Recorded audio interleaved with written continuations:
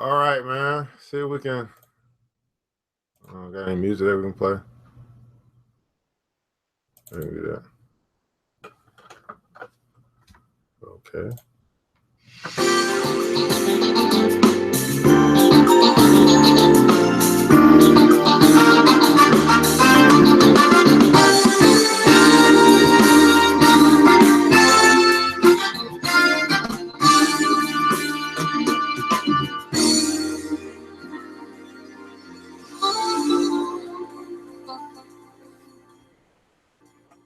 All right, my beautiful people, thanks so much for tuning in. This is Brother E back with Church Without Walls. Do this on Sundays just to kind of go through the Bible. That's right, go through the Bible. We're going to be going through Bible to Proverbs chapter 10. We're picking up on chapter 10, verses 23 through 32. We ended here. It's funny.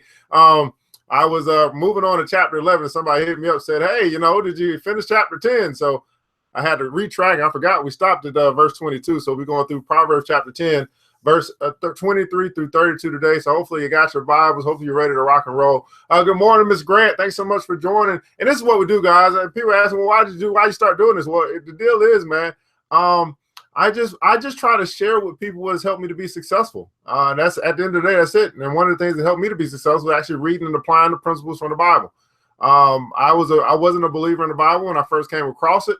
I was like, hey, it's man-made, can't be true. But what I learned is that principles remain true no matter what. So what I did, I started in Proverbs. And if you don't know, you got 31 books in the book of Proverbs. So I went through a proverb a day. And then I couldn't find anything false in Proverbs. So I kept continuing along my journey from there. And one thing that I would encourage everybody to do is to actually read the Bible at the end of the day. Like I find it interesting that we have plenty of people who go to church who don't read the Bible. I just don't know how that works. How do you operate like that? But that's not for me to understand. But I would encourage you to actually read the book. When you read the book, right? When you read the book, because the word tells you to study on the word day and night, to meditate on the word. How are you meditating on the word if you're not reading the word? I don't get it. So anyway, this is just my way of encouraging you to read the book. That way you're not bamboozled, you're not run amok, you're not led astray, even by people in the pulpit, because you read the book.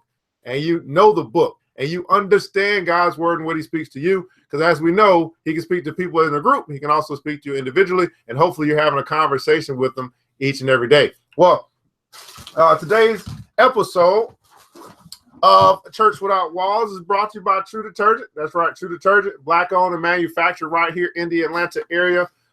This is AT certified, which means high efficiency, can go into your nice washing machines. Halal certified as well, means no caustic products, no animal products, not animal tested.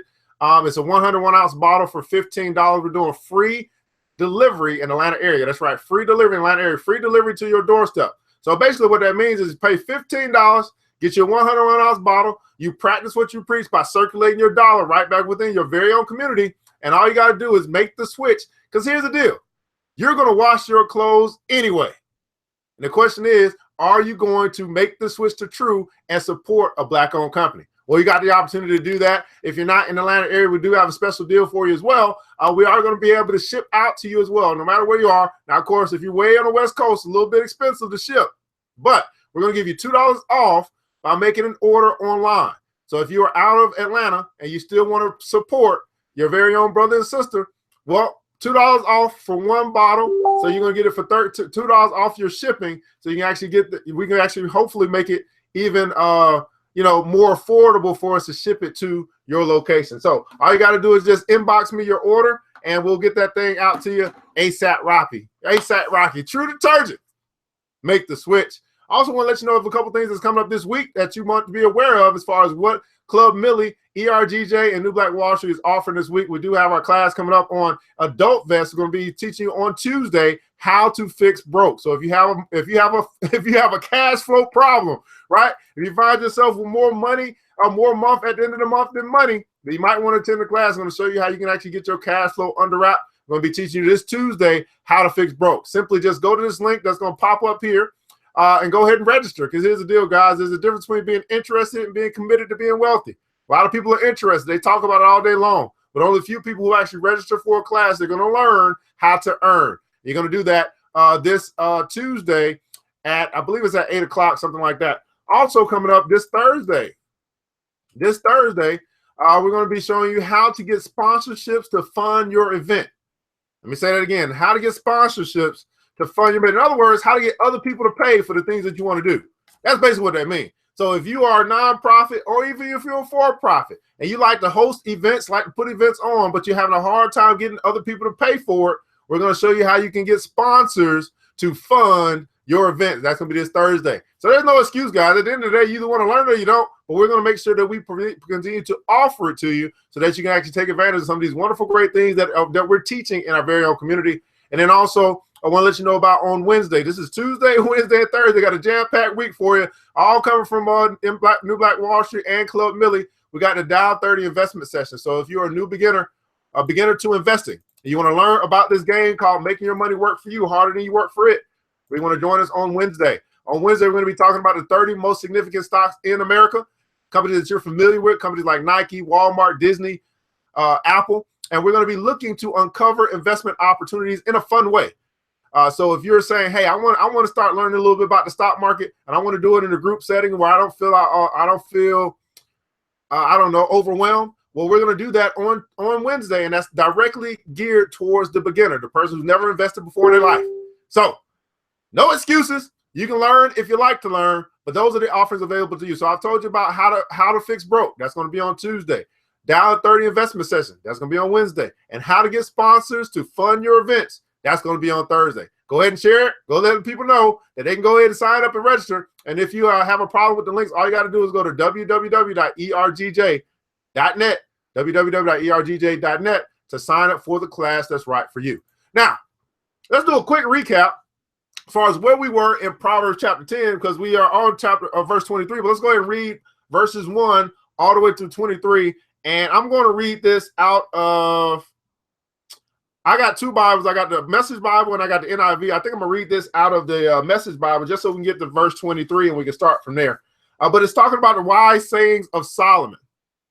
The wise sayings of Solomon. This is verse 1 through 22. And we'll pick up on our teaching today. I don't know. I just read the Bible and just share my thoughts, and you guys share your thoughts, and we just have a good old time having church right here, virtual church today on Sunday morning, April 9th. It says the honest life is immortal. An honest life is immortal.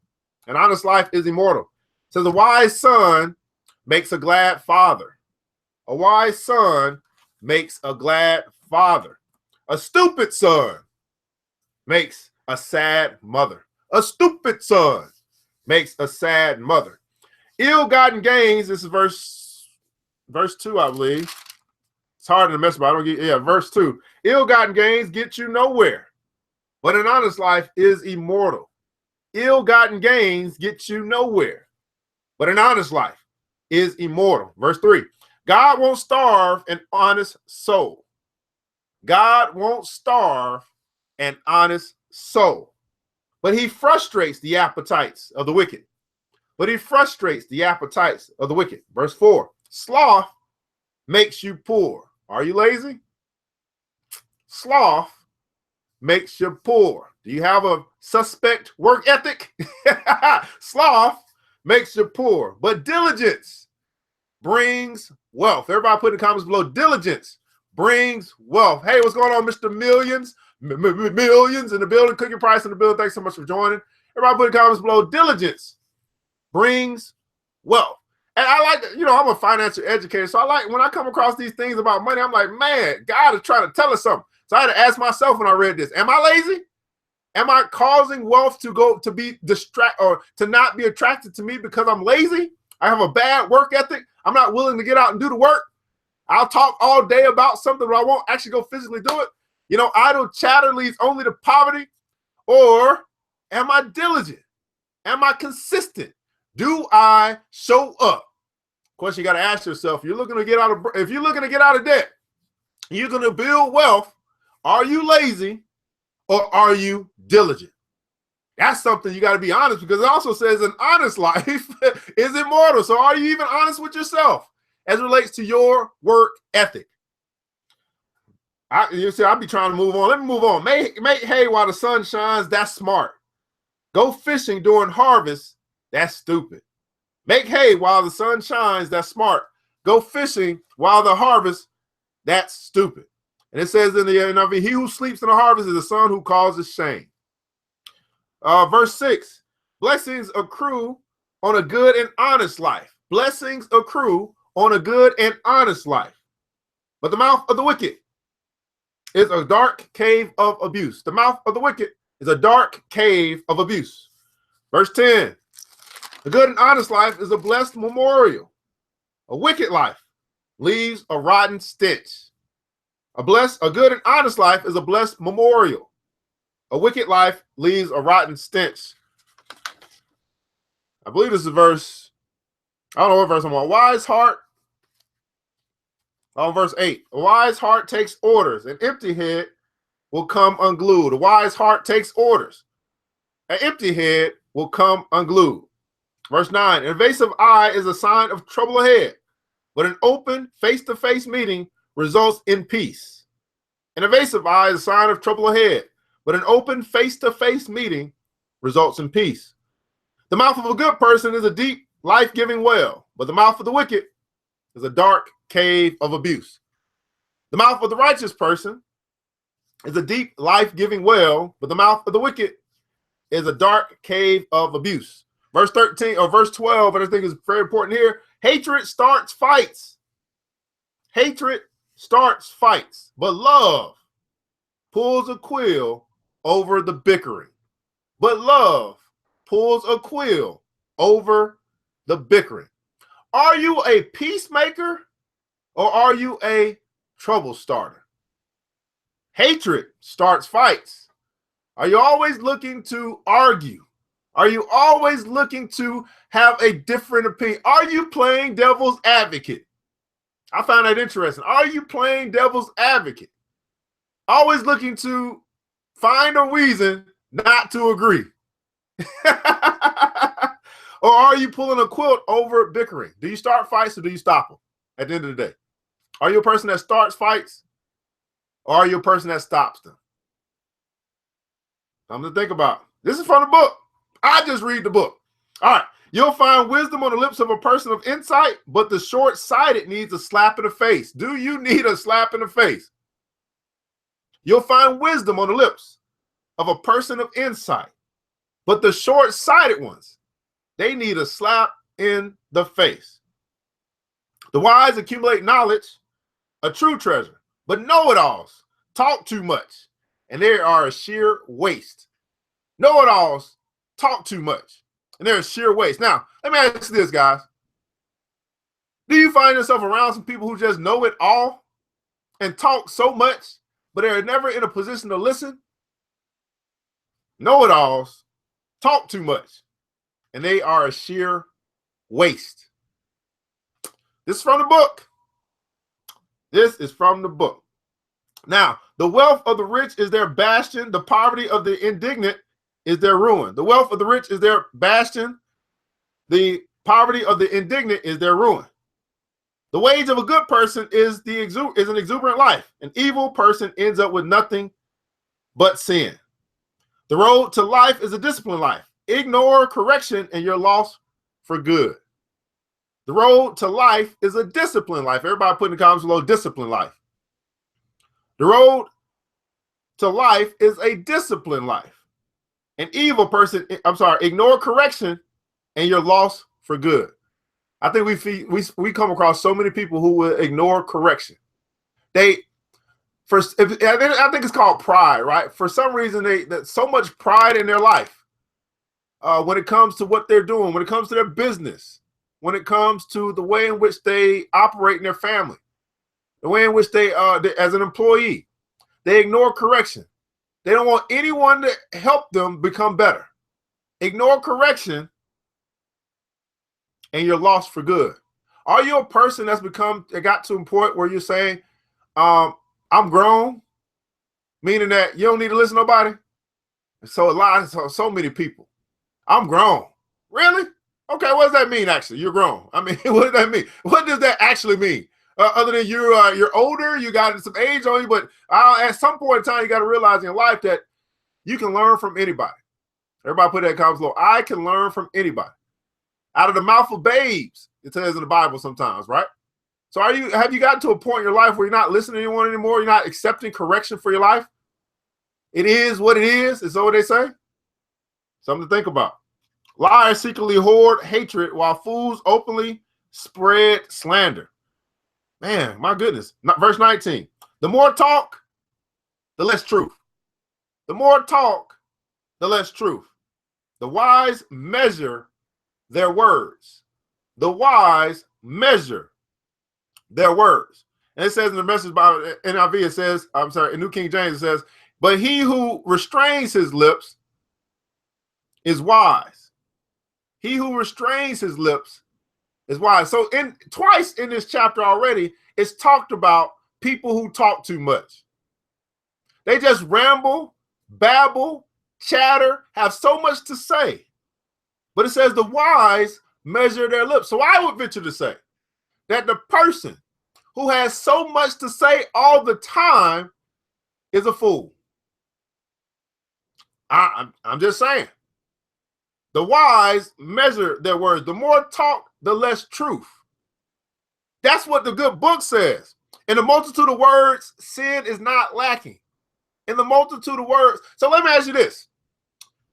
If you find yourself to be the loquacious person because you feel like you just have to talk and say something, I believe that there's a point where you can actually say what you need to say and it simply get the message across and you can move on. But because I believe that you don't necessarily believe in that which it is that you say, that you have to find some way to try and convey, convince, manipulate other people over to your way of thinking, and you do that with a multitude of words. And it says in the good book that in a multitude of words, sin is not lacking. So why can't you say what you need to say in the simplest of terms and convey your message and get people to follow? Matter of fact, Jesus did this. Jesus, when he went to and found Matthew, what did he say? He said, follow me. 2 words. But I'm pretty sure that you, as the person who's in a multitude of words, you got to tell people, convince people, you got to do all of this stuff to try and get people to follow you. And my question is, where are you leading them? Jesus had 2 words. Follow me. You got 20 million words. So, are you going to read the book, understand the book, and apply the book to your life? Or are you going to talk about the book and still do what you want to do? The more talk, the less truth. The wise measure their words. The speech of a good person is not worth waiting for. The blabber of the wicked is worthless. Again, this chapter has a lot to say about people who talk too much. And then it says here, the talk of a good person is rich for many, but chatterboxes die of an empty heart. Again, it's talking about chatterboxes, babblers, people who talk too much. Beware of the person who has so much to say. They talk so much, they talk way more than they're willing to listen. Am I at chapter 20? My goodness. All right, verse 22. The God's blessing makes life rich. Nothing we do can improve on God. Nothing we do can improve on God. The blessing of the Lord makes one rich, and he adds no sorrow to it. The blessing of the Lord makes one rich, and he adds no sorrow to it. So now, we're getting over to verse 23. We're just recapping, but I guess it took a little bit long to get on to verse 22. Let's move on to verse 23. We're in chapter 10, 23 through 32, and we'll finish this up. So I'm going to be reading out the Message Bible and the New King James Version. The Message Bible easier to read, but the New King James, I think, is a little bit more on point as far as its interpretation. But let's go here. Verse 23, it says, an empty head thinks mischief is fun, but a mindful person relishes wisdom. An empty head thinks mischief is fun. In other words, if you're a fool, you think that it's okay. You make evil a sport. Like doing bad is fun. Like it's intriguing to you. Like you just like to be I don't know. You like to cause strife. You like to do things that are not good, and you find fun in it. And let's just be honest, guys. We're in a world of sin. We're in a world that negativity is praised. So it's easy to want to be like the world, right? And be like the world that's going to cause some strife, that's going to do evil, that has no conscience of doing what's right. And that's fun. That gets promoted. That's where a lot of money is, right? And people that just talk bad about others, right? We'll watch a TV show and they just going off on one another, right? We like that. We like drama. Let's just keep it real. We like drama. We like to watch it. And then we wonder why we got in our life. Drama and dysfunction. And we wonder why we got in our life. So it said, now if you promote evil, if you watch it, if you consume it, don't you think at some point it's going to take a little bit of control over you? You are what you eat. But anyway, it says this: to do evil is like sport to a fool, but a man of understanding has wisdom. A man of understanding has wisdom. So I got to ask you, brother, sister, are you a man or are you a woman of understanding? Are you a man and are you or are you a woman of understanding? It says here, verse 24, the fear of the wicked will come upon him, and the desire of the righteous will be granted. Now, this is very interesting because in this verse, let me read this out of the Message Bible. The nightmares of the wicked come true, but what good people desire to get.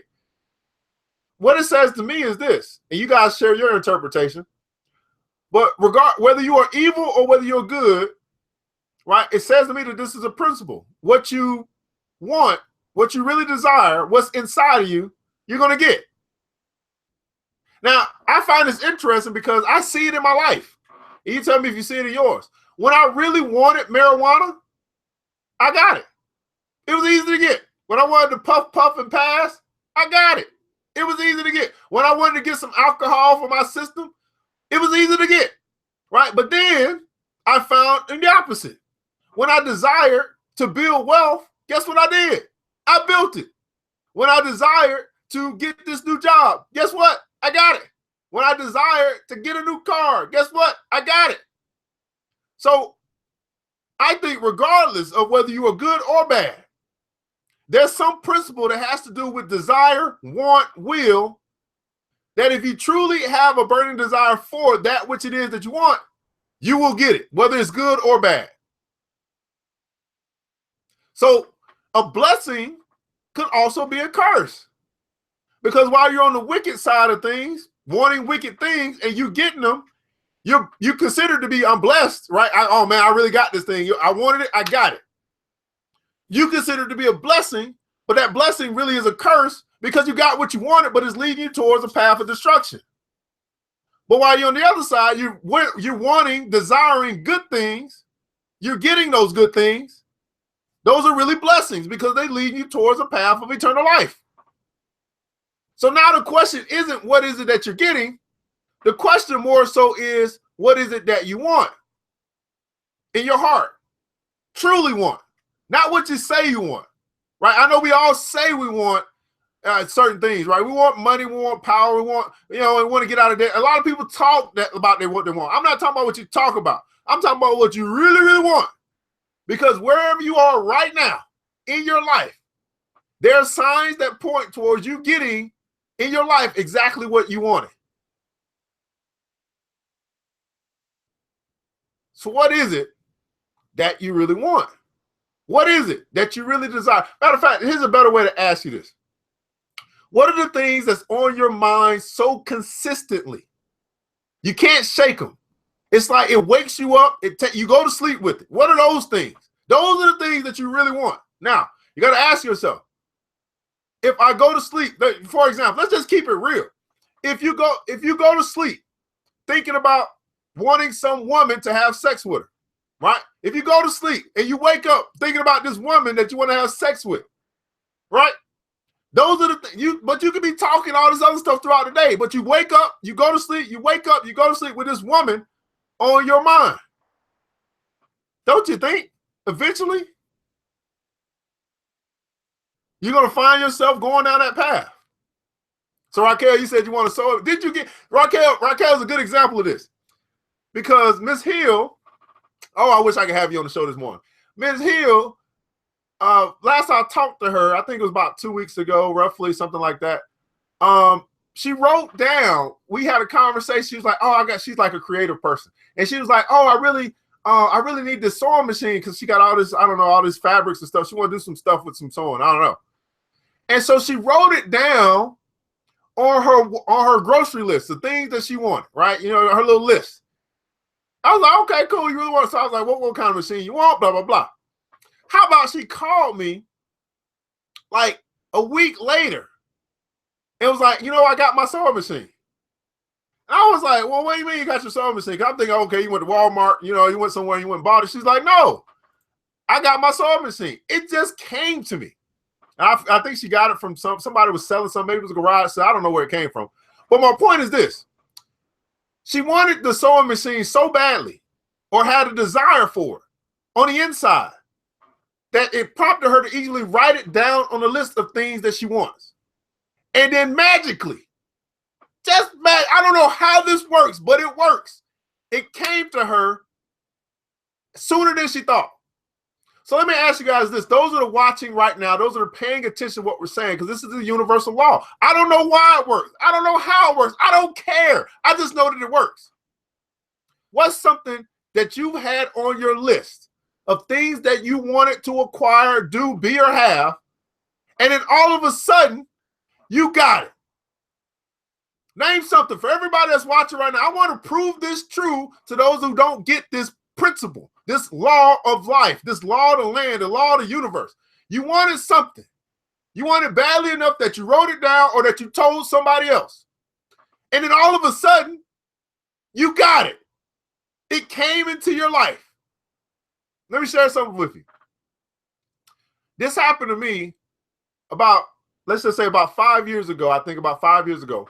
I joined a group called Toastmasters. And in this group, they wanted us to do this. Our first presentation was supposed to be an icebreaker, and it's supposed to tell us a little bit about who we are. Now, in this group, when I did my presentation, I didn't want to just tell about who I was. I wanted to also show where I was going. So I remember when I wrote down and I told them where I was going, I told them I was going to become a certified financial educator. I told them I was going to build a money school. I told them I was going to be going on wealth tours. This is stuff that I put, this was 5 years ago, on a presentation to a group about just who I am, where I was, where I am, and where I'm going. How about now, when I look back at what I wrote down, I am a certified financial educator. I'm working on building a money school. And this year, I started going on tours to teach about money. So nobody can tell me, from my life, I don't know about for anybody else, but for my life, whenever I have seriously said, this is what I was going to do, and I shared it either with someone else or wrote it down, it came. Matter of fact, Miss Jacqueline, thank you for bringing that up. I said, I don't know if you guys remember this. I said on one of my shows, I don't know, this year, and I was talking about the richest black people in the world and how 5 of the richest black people in the world are from Nigeria. And I said, you know what? I got to get to Nigeria. How about in September of this year, I'm going to Nigeria? I don't know how it works, but I know that it works. And I got to ask you, are you going to apply this principle for good? When I say for good, it means doing something good with it, because it's going to work whether you plant a good seed or a bad seed. It doesn't matter. It's going to work either way. The question is, are you going to use the principle to do good in this world so that you can be on the path towards eternal life? Or are you going to use the principle to do something evil and be on your way towards the path of destruction? That's up to you to decide. But I just know that it works. What about you, Tasha? What's something that you said, Miss Jacqueline, where did you go? You said you saw the world. Where did you go? Miss Tasha, you said it's the law of attraction. So what's something that you attracted into your life? You wrote it, you wanted it, you desired it, you wrote it down and you told somebody, the husband, the kids, a friend, whatever. And then lo and behold, when you look back, you're like, I wanted this and I got it. I got 9 people watching right now. I need to know from all 9 of you, I got 2 so far. What's something in your life? I'm proving this to be true right now, that you wanted. You wrote it down. You told somebody, one or the other. And all of a sudden, you got it. I know I talk faster than you type, so I'm giving it a couple seconds. What's something?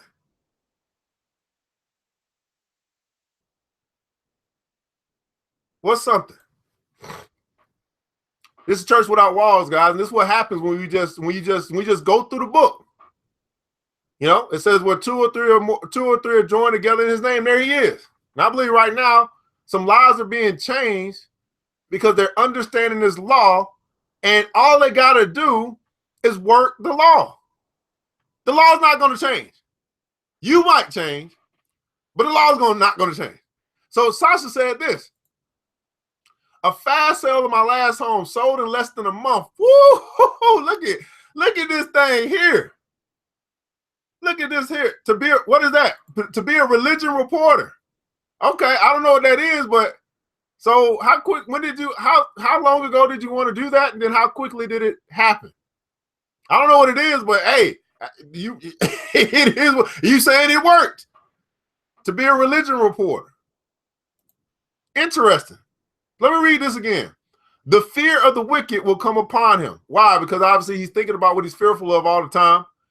And the desire of the righteous, why? Because that's what they're thinking about, what they want all the time, will be granted. This is why it's hard to get through these chapters, because this is so serious. All right. To see the country, 1 year later, got an opportunity to be a professional driver. I took it. Look at that. So he had a desire to see the country. He didn't necessarily specify how he wanted to see. That's what I want you guys to understand. Here's the problem with many of us. We think we can tell the universe, or we think we can tell God how he should, or how the universe should bring into our life that which it is we want. I want to specify that you don't need to know how. It doesn't matter how. All that matters is that it happens. So he said he wanted to see the country. He didn't tell them how he wanted to see the country. He said, I just want to see the country. And then a year later, he got an opportunity. Everybody put in the comments about opportunity. He got an opportunity to become a professional driver. He took it. Now, it's very important that we talk about these last three words, that he took the opportunity.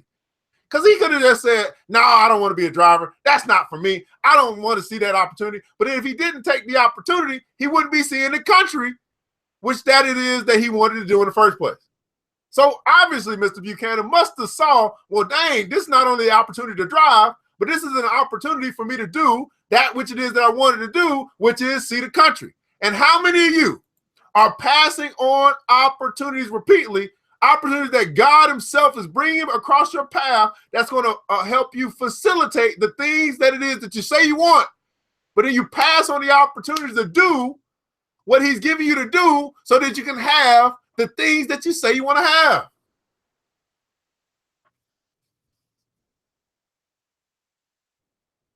I think we need to talk about this, because Tasha, you say you wanted to sell your home and it sold in less than a month, but there were some things that you had to do in order for the house to sell. First, you had to put it up for sale, right? You couldn't just say, hey, I want my house to sell, and you never list it, right? You probably had to clean the house. No one's going to buy a dirty house. So there was some work that you had to do as well, right? In order for you to be able to acquire that which is, or for stuff to happen, right? That's why faith without works is dead. She could have had the faith that her house was going to sell, but if she never put the house on sale, listed it, she never cleaned it, it probably wouldn't have sold. Now, Miss Steele, I don't know what you had to go through, because I don't know what a religion report is. I don't know what you had to go through or what occurred for you to become a religion reporter, but I'm pretty sure there was some process that you can recall, like, oh, yeah, that happened. And then you can just jot it down. Opportunity, work, applying the law of attraction to your life. It's in the book. It's in the book. Verse 25 says this, when the whirlwind passes by, the wicked is no more, but the righteous has an everlasting foundation. When the whirlwind passes by, the wicked is no more, but the righteous has an everlasting foundation. Now let's talk about this. When the storm is over, everybody put in the comments below when the storm is over. Because we're all going to go through some storms in our life. But when the storm is over, you'll still be standing. So when the storm is over, there's nothing left of the wicked. Good people, firm on their rock foundation, aren't even phased. When the storm is over, in other words, this too shall pass. See, the people who are standing on a firm foundation, whenever they go through the rough times in life, here's what they say. This too shall pass. They're not even phased by the storm. Because they understand that the storm is only temporary, but their faith, their belief is eternal. Let me repeat that again. They understand that the storm is only temporary, but their faith is eternal. It says these three things, right? These three things, what? Faith, hope, and love. These three things are everlasting. Faith, hope, and love. So they understand that the storm is temporary, but their faith, their hope, and their love is eternal. Faith, hope, and love. Don't shout me down because I'm preaching good. I forgot who said that. I think that's Mr. Butler. Don't shout me down because I'm preaching good. All right, let's keep going, man. A lazy employee will give you nothing but trouble. It's vinegar in the mouth, smoke in the eyes. Says it's a vinegar, as vinegar to teeth and smoke to the eyes, so is the lazy man to those who send him. So for those of you guys that may be employing other people, or you might be a person who is employed and you recognize other lazy people around you, your group, your organization, right? These are the people who are vinegar, right? Vinegar to your mouth. What does it say? Vinegar to your mouth and smoke in the eyes. They just get in the way. They are just not, they're part of the problem. They're not part of the solution. I can't stand a lazy person. Okay? Just lazy for no good, just lazy for no reason. They don't help at all. I mean, they just in the way. Just leave. Just get out the way. Don't try to take credit to be a part of something if you can't contribute. Just lazy for no reason. They're vinegar. I don't know. Anybody tasted vinegar lately? I mean, it just don't go down well. Okay. I mean, you just throw up. I mean, you just go. It's like, oh, I can't take it. Got a whole bunch of water behind that vinegar and smoke in the eyes. You can't see clearly. Right? They're a distraction. They're bad for your team. They're bad for your work. They're bad for your employment. They're bad for your organization, your corporation. They're bad for your church. Lazy people are bad for business. All right. All right, verse 27. The fear of the Lord prolongs days, but the years of the wicked will be shortened. The fear of the Lord prolongs days, but but the years of the wicked will be shortened. It says this in the message: the fear of God expands your life. A wicked life is a puny life. Basically, what they're saying is if you have respect for God, your life will be long. And what does having respect for God mean? Well, having respect for God is acknowledging his ways and deciding that you're going to abide by his ways. Let me repeat that again. Having respect for God is acknowledging his ways and deciding with your free will that you're going to abide by his ways. So if you have a respect for God, which means that you first you got to acknowledge his ways, and then number two, that you abide by his ways. You do what he says, then your life will be long. Right? But if you don't have a respect for God, your life will be short. Now, I know you're thinking about your life and probably in this realm, but we're not talking about just this life. We're talking about the life that extends past your mortal life. We're talking about immortal life or eternal life. Having a respect for God, acknowledging his ways, and abiding by his ways. The hope of the righteous will be, this verse 28, the hope of the righteous will be the gladness, but the expectation of the wicked will perish. The hope of the righteous will be gladness, but the expectation of the wicked will perish. It says this in the Message Bible. The aspirations of good people end in celebration, and the ambitions of bad people crash. So at the end of the day, if you are a good person with aspirations, you'll be having a party. You will be celebrating. At the end, it may not feel like it right now, okay? You're just in the middle of your journey. But at the end of the day, you'll be shouting hallelujah. When it's all said and done, the aspirations of good people. Now, that means you got to check your own heart. You got to check your own activity. You got to check your own works. Because good people act like good people. They don't just talk like good people. So does it show up in your behavior? Being a good person, does it show up in your behavior? Or does being a good person only show up on Sunday morning? Ooh. Does being a good person show up in your behavior consistently each and every day? Or does being a good person only show up on Sunday morning? Might have hit something there. Might have hit something there. All right, let's move on. Verse 29 says, the way of the Lord is strength for the upright, but destruction will come to the workers of iniquity. God is solid backing to a well-lived life, but he calls into question a shabby performance. Are you a worker of iniquity?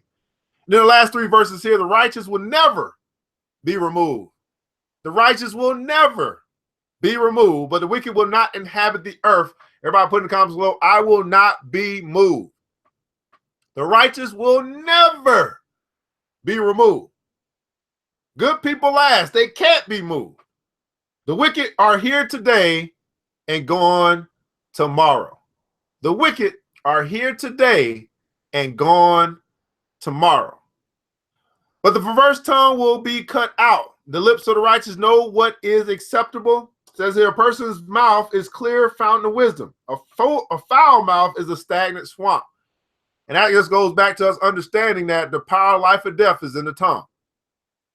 And then the last verse here says, the lips of the righteous know what is acceptable, but the mouth of the wicked, what is perverse. The speech of a good person clears the air. The words of the wicked pollute it. So you got to ask yourself, you got to really do some checks and balances in the things that come out of your mouth, right? Are you a person that's bringing glad tidings? Or are you a person that's that talks and brings pollution to the air? The power of life and death is in the tongue. Are you bringing life or are you causing death? Are you bringing life or are you causing death? Just by the words that are coming out of your mouth. Speech of a good person clears the air. The words of the wicked pollute the air. Is your mouth full of pollution? Or is your mouth like Febreze? Well, guys, this is chapter 10. We're just now completing chapter 10, Proverbs chapter 10. So we'll be moving on to Proverbs chapter 11 next week. And here's my challenge to you. Is to read chapter 10. Just read it each day. Read chapter 10 once today, each day for the next 7 days. Right? Try to get some of this stuff wherever you are, wherever you might be challenged, wherever you know that you need to make some changes based off what you read, based on what the good book says. Go ahead and begin to make that process, right? It might not be an overnight process, but I think as you continue to read it and God speaks to you as it relates to where you are, then the change will begin to happen. And not only just change on the inside, but then change on the outside. Because how many of you guys know that outward change is a reflection of your inward change? So as you change from the spirit man, the carnal man will follow. I'll repeat that again. As you change in the spirit man, the carnal man, your flesh, it will follow. Well, guys, this is Brother E with Church Without Walls. Hopefully you had a plum pleasing time today. My challenge to you guys, as always, is read the book. Don't be a person that knows church but doesn't know God. And the reason why we come together is for those that may be like me. You're saying, hey, there's something going on inside of the walls of the church, and I need to get outside the walls, and I need to get back to reading the book. So I just want to make this as a supplement to what you may do, not to replace what you do, but as a supplement to what you do. So maybe we can just go through the book together. And also, guys, there are no offerings here. You don't give anything here. This is free. This is something we do just because we love you. But we do want you to make sure that as you travel outside this week, that you find that person who really needs it, and that be the person that you give your time, your energy, and your money to. It could be that homeless person. Could be that person that just needs a helping hand. It could be that person that needs some encouragement. Whatever it is, that's where we want you to make your deposit into the lives of those who really need it. For some reason, we recognize there are people that are outside the walls that need a lot more help. And the question is, are we going to be a people that's going to help those who really need it, or are we going to continue to gather without making a difference? Well, this is the ERGJ from Church Without Walls. Just remember, we do have a couple of sessions coming up this week. Adult Vest, How to Fix Brokers on Tuesday. How to get sponsors to fund your event is on Thursday, and the Dow 30 investment sessions are on Wednesday. We'll hope to see you guys this week. You guys have a great week and be blessed. I'm out.